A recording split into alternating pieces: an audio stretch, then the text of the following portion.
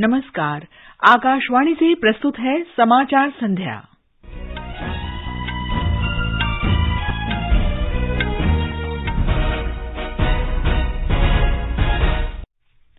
कर्नाटक में विधानसभा चुनाव के लिए राजनीतिक दलों का प्रचार तेज। भारत में कोयला उत्पादन में पिछले 5 वर्ष के दौरान 22% से अधिक की वृद्धि। सरकार केंद्रीय सशस्त्र पुलिस बल और राष्ट्रीय आपदा मोचन बल के कर्मियों के भोजन में 30% मोटा अनाज शामिल करेगी। शंघाई सहयोग संगठन के विदेश मंत्रियों की 2 दिन की बैठक कल से गोवा में। सरकार फिल्मों में रुचि रखने वालों और आम नागरिकों को अपनी पसंदीदा फिल्म के डिजिटलीकरण में वित्तीय सहायता देने के लिए एक कार्यक्रम की शुरुआत करेगी। बंगाल की खाड़ी के दक्षिण पूर्व हिस्से में अगले कुछ दिनों में चक्रवाती हवाओं का क्षेत्र बनने की आशंका। और संयुक्त राष्ट्र महासचिव अंतोनियो गुतरश ने अफगानिस्तान के लिए और अधिक वित्तीय सहायता की अपील की। उन्होंने कहा, अफगानिस्तान सबसे बड़े मानवीय संकट का सामना कर रहा है।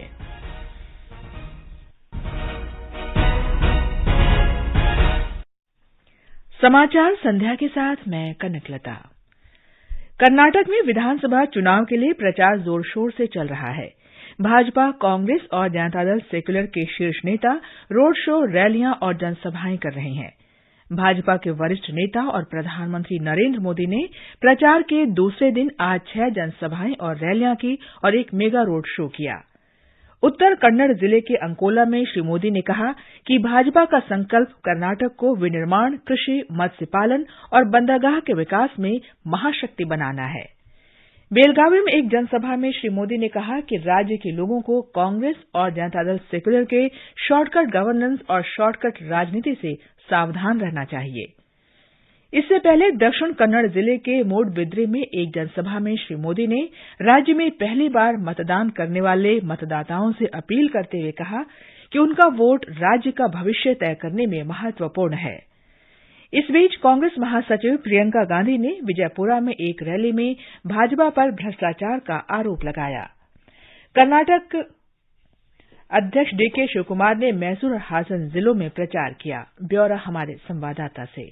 कर्नाटक विधानसभा चुनावी अखाड़े में बीजेपी और कांग्रेस के बीच भीषण संग्राम देखा जा सकता है। मुद्दों के आधार पर दोनों पार्टियां बड़े बड़े अस्त्र अपना रही हैं। जेडीएस अपने पारंपरिक वोट बैंक को बचाने की जी तोड़ मेहनत कर रही है। इस प्रादेशिक पार्टी ने 2 बार सरकार कुमारस्वामी के नेतृत्व में बनाई, मगर दोनों बार राष्ट्रीय पार्टियों के सहयोग से यह हो पाया। अगर अतंत्र नतीजा निकले तो इस बार भी वह अहम भूमिका निभा सकती हैं। इस चुनाव में हर एक पार्टियां एक दूसरे के वोट बैंक को काटने की फितरत में हैं। एसएन पटनायक के साथ सुधींद्र, आकाशवाणी समाचार, बेंगलुरु। कर्नाटक में 224 निर्वाचन क्षेत्रों में 10 मई को मतदान होगा और मतगणना 13 मई को होगी।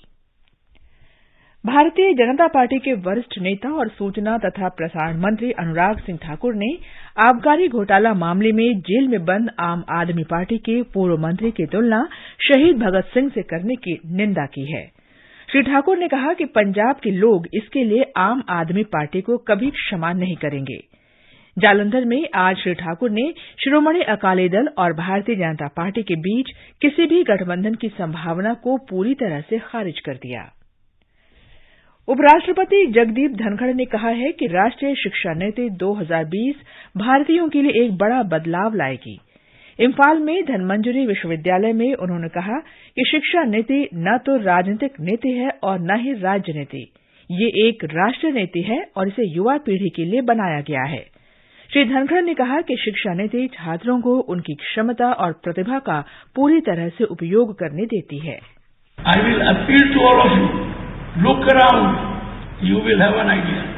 When you get an idea, try to be a job creator, not a job seeker. If you will look around, because of technological development, you will find number of areas where you can show your talent, improve the lives of the people, and that is one aspect which you must bear in mind. Money is no problem if you have an idea in your mind. Bharat का कोयला उत्पादन पिछले 5 वर्ष के दौरान 22% से अधिक बढ़ा है। कोयला मंत्रालय ने कहा कि देश का कुल कोयला उत्पादन वित्त वर्ष 2022-23 में बढ़कर 89 करोड़ 30 लाख टन से अधिक हो गया है। इसमें 2018-2019 के 72 करोड़ 87 लाख टन की तुलना में लगभग 22.6% की वृद्धि हुई है। कोयले के आयात पर निर्भरता कम करने के लिए कोयला उत्पादन को बढ़ाना मंत्रालय की प्राथमिकता है। प्रधानमंत्री नरेंद्र मोदी ने कोयला उत्पादन में वृद्धि की सराहना की है। कोयला मंत्रालय के एक ट्वीट के जवाब में प्रधानमंत्री ने कहा कि ये इस क्षेत्र के लिए और भारत की समग्र आर्थिक प्रगति के लिए भी बहुत अच्छी खबर है। गृह मंत्रालय ने केंद्रीय सशस्त्र पुलिस बलों और राष्ट्रीय आपदा मोचन बल के कर्मियों के भोजन में मोटा अनाज यानी श्री अन्न शामिल करने का निर्णय लिया है। गृह मंत्री अमित शाह के आह्वान पर सभी बलों के साथ विस्तृत चर्चा के बाद भोजन में 30% मोटा अनाज शामिल करने का निर्णय लिया गया। मंत्रालय ने बताया कि केंद्रीय पुलिस कल्याण भंडार परिसरों की किराना दुकानों और राशन भंडार में मोटा अनाज उपलब्ध कराया जाएगा। ये समाचार हमारी वेबसाइट newsonair.com/hindi और हमारे mobile app news on AIR पर भी उपलब्ध हैं। सबके लिए सामाजिक सुरक्षा, अटल पेंशन योजना, मोदी जी का संकल्प। योजना उन नौजवानों के लिए है ताकि आप जब 60 साल के होंगे आपको कभी किसी के सहारे की जरूरत न पड़े, आप अपना बुढ़ापा भी गौरव के साथ बिता सको। अब तक इस योजना से 5 करोड़ 20 लाख से अधिक लाभार्थी जुड़ चुके हैं। अगर आप भी 18 से 40 साल की उम्र के हैं तो मासिक अटल पेंशन सहित योजना के 3 गारंटीड फायदों की जानकारी के लिए अपनी बैंक शाखा से संपर्क करें।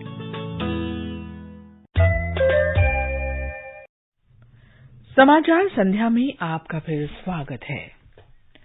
शंघाई सहयोग संगठन एससीओ के विदेश मंत्रियों की 2 दिन की बैठक कल से गोवा में शुरू होगी।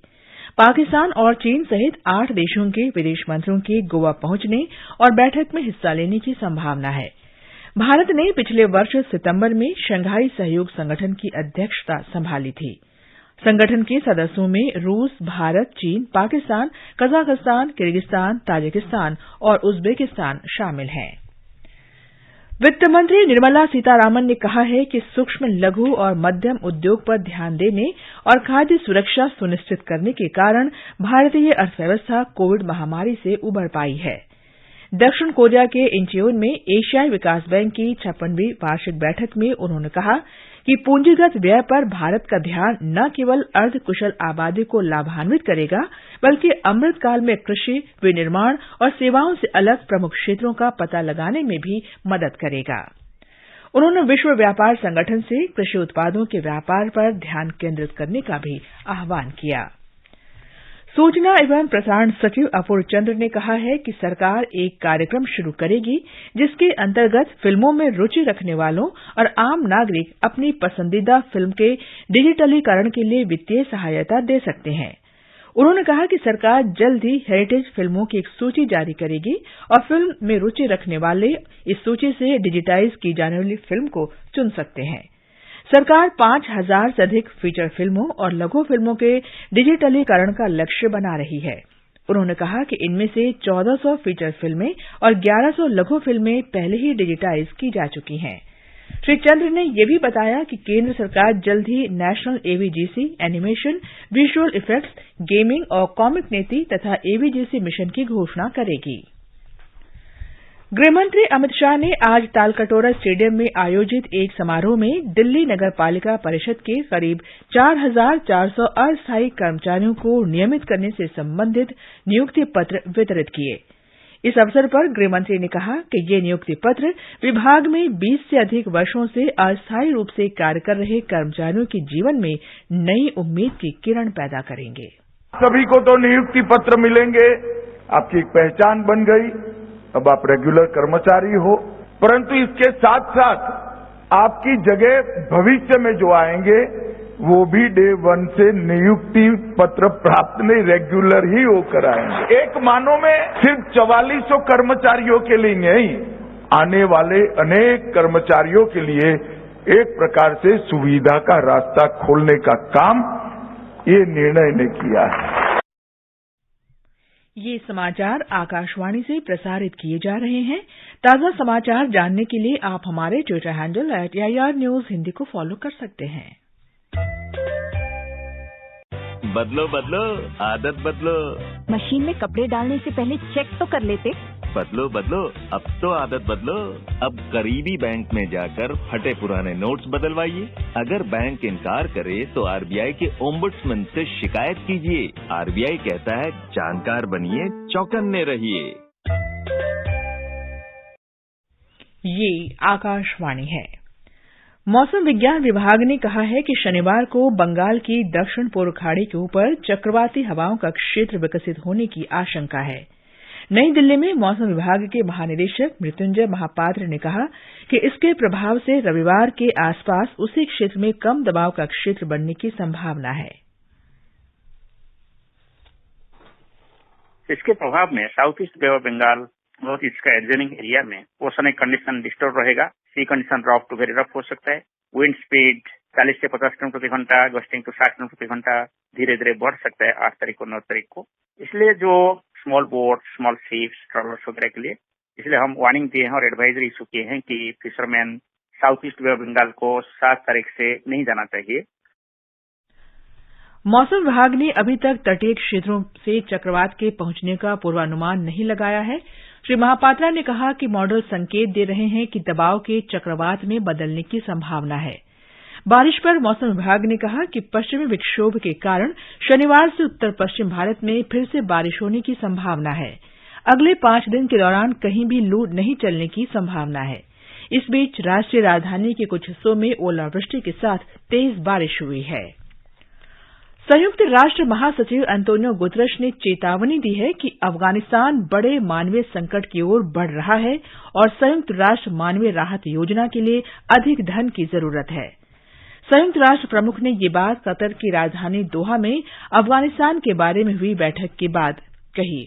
उन्होंने कहा कि अफगानिस्तान में फिलहाल 97% आबादी गरीबी में जीवन यापन कर रही है, जबकि इस वर्ष करीब 2/3 आबादी को जीवन यापन के लिए मानवीय सहायता की जरूरत है।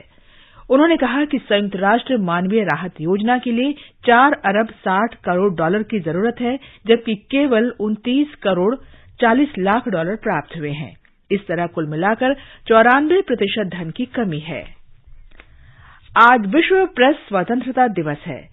प्रेस की स्वतंत्रता के महत्व और समाज में उसकी भूमिका पर जोर देने के लिए प्रतिवर्ष 3 मई को ये दिवस मनाया जाता है।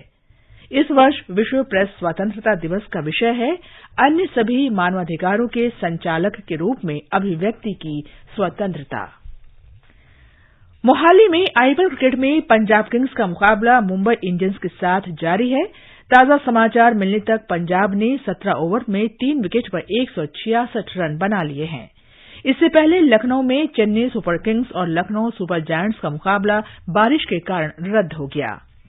और अब आर्थिक जगत की खबरों के साथ हैं निखिल कुमार।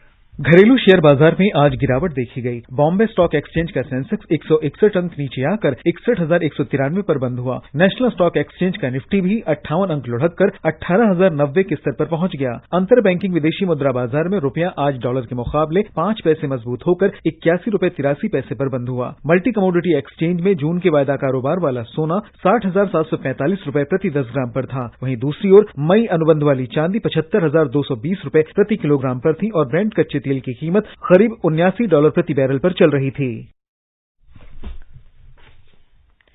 प्रधानमंत्री नरेंद्र मोदी ने गीता प्लस के 100 वर्ष पूरे होने पर शुभकामनाएं दी हैं। प्रधानमंत्री ने आध्यात्मिक विरासत को देश विदेश में ले जाने की प्रकाशक की 100 साल की यात्रा को अविश्वसनीय और उल्लेखनीय बताया। अंत में मुख्य समाचार एक बार फिर। कर्नाटक में विधानसभा चुनाव के लिए राजनीतिक दलों का प्रचार तेज। भारत में कोयला उत्पादन में पिछले 5 वर्ष के दौरान 22% से अधिक की वृद्धि। सरकार केंद्रीय सशस्त्र पुलिस बल और राष्ट्रीय आपदा मोचन बल के कर्मियों के भोजन में 30% मोटा अनाज शामिल करेगी। शंघाई सहयोग संगठन के विदेश मंत्रियों की 2 दिन की बैठक कल से गोवा में। सरकार फिल्मों में रुचि रखने वालों और आम नागरिकों को अपनी पसंदीदा फिल्म के डिजिटलीकरण में वित्तीय सहायता देने के लिए एक कार्यक्रम की शुरुआत करेगी। बंगाल की खाड़ी के दक्षिण पूर्व हिस्से में अगले कुछ दिनों में चक्रवाती हवाओं का क्षेत्र बनने की आशंका। इसके साथ ही समाचार संध्या का ये अंक समाप्त हुआ। नमस्कार।